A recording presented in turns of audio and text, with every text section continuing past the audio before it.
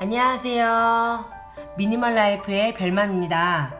오늘은 제가 읽은 책 중에 가장 마음에 와닿는 책, 사사키 후미오의 나는 단순하게 살기로 했다 책입니다. 저는 이 나는 단순하게 살기로 했다는 책을 추천받아서 읽게 됐는데요. 읽은 책 중에 제일 흥미롭고 재밌게 본 책이라 읽어드리려고 해요. 진행 순서는 제가 좋아하는 책 내용을 읽고 제 생각을 말씀드리려고 합니다. 그럼 재밌게 읽어주세요.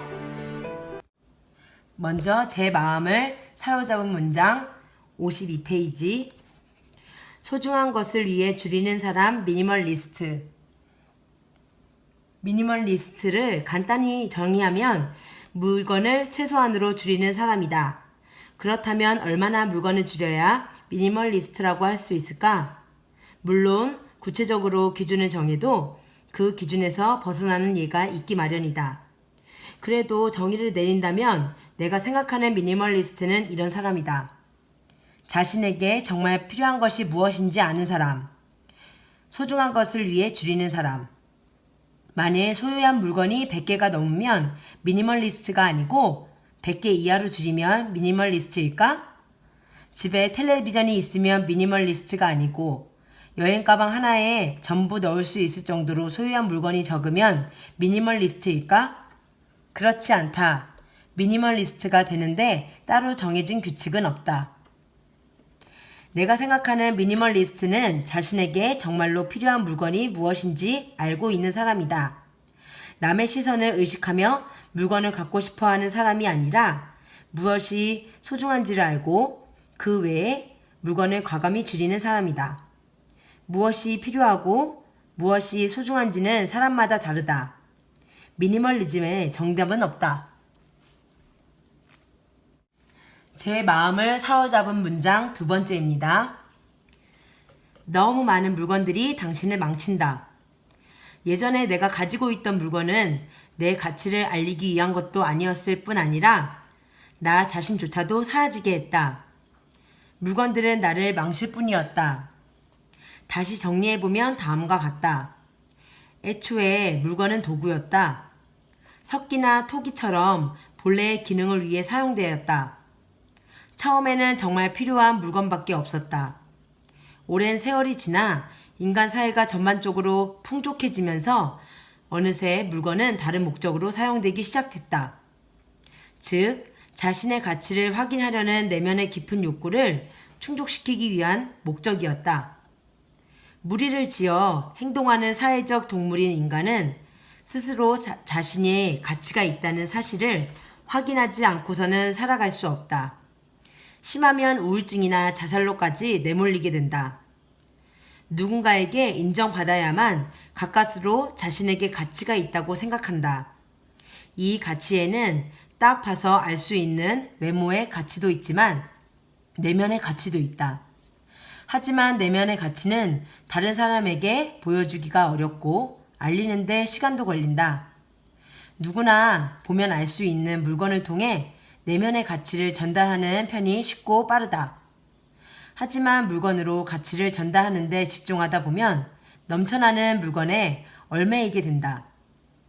자신의 가치를 알리는 물건이 어느새 자기 자신이 되어버리고 물건은 계속 늘어난다. 물건을 늘리면 자신의 가치가 올라가는 것처럼 느껴지기 때문이다.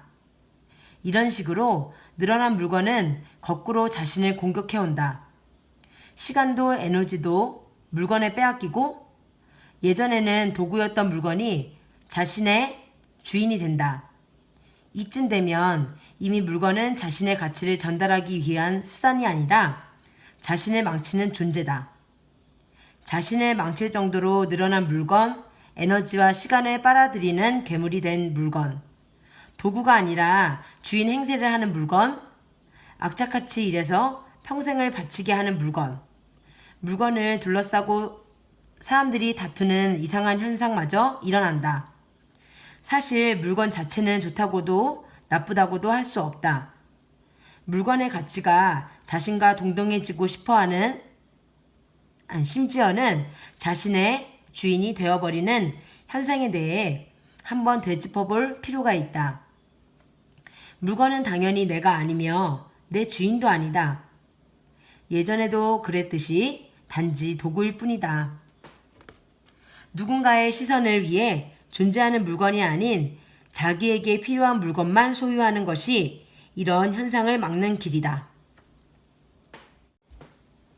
저는 이 문장에서 제가 올해로 결혼 10년 차인데 결혼 초에 아이를 낳고 뭔가 심리적인 보상으로 물건을 사드리는 것이었어요. 그런데 물건들이 정리되지 않자 물건을 찾을 때도 너무 힘들고 어지러진 그 집을 보면 남편이랑 자주 싸우게 되고 어느새 사람이 주인이 아닌 물건이 주인이 되는 느낌을 받았어요. 제 마음을 사로잡은 문장 3번째입니다. 잃는 게 아니라 얻는 것이다. 버리면 그저 물건을 잃는 것이라는 생각에 손해를 보는 기분이 든다. 이런 기분에도 이별을 고하자. 버림으로써 얻을 수 있는 것은 의외로 많다. 시간, 공간, 수월해진 청소, 자유, 에너지 등 자세한 내용은 다음 장에서 설명하겠지만 버림으로써 얻는 것들은 정말로 무한하다. 버릴 때는 버리는 물건만 생각하지 말고 그 덕분에 얻을 수 있는 장점에 눈을 돌리자. 지금부터 버리려고 하는 물건은 확실히 신경이 쓰인다. 눈에 보이기 때문이다. 하지만 버려서 얻는 것은 눈에 보이지 않아서 의식하기 어렵다. 눈에 보이진 않지만 버림으로써 얻는 것들은 지금 잃는 것보다 훨씬 더 많다는 것을 기억하자. 버릴 때는 잃는 물건보다 얻는 것에 더 집중하라. 저도 처음에 물건을 버릴 때 갈등이 너무 많았어요.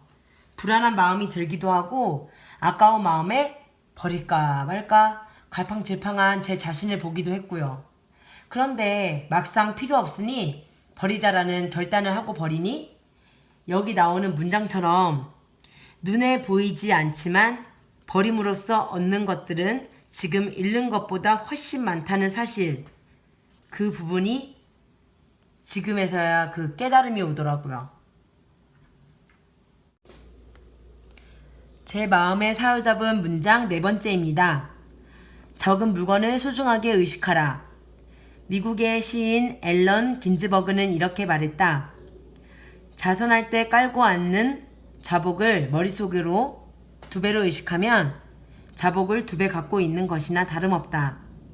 자신이 소유한 물건에 만족하느냐 아니냐는 물건의 개수와는 관계가 없다.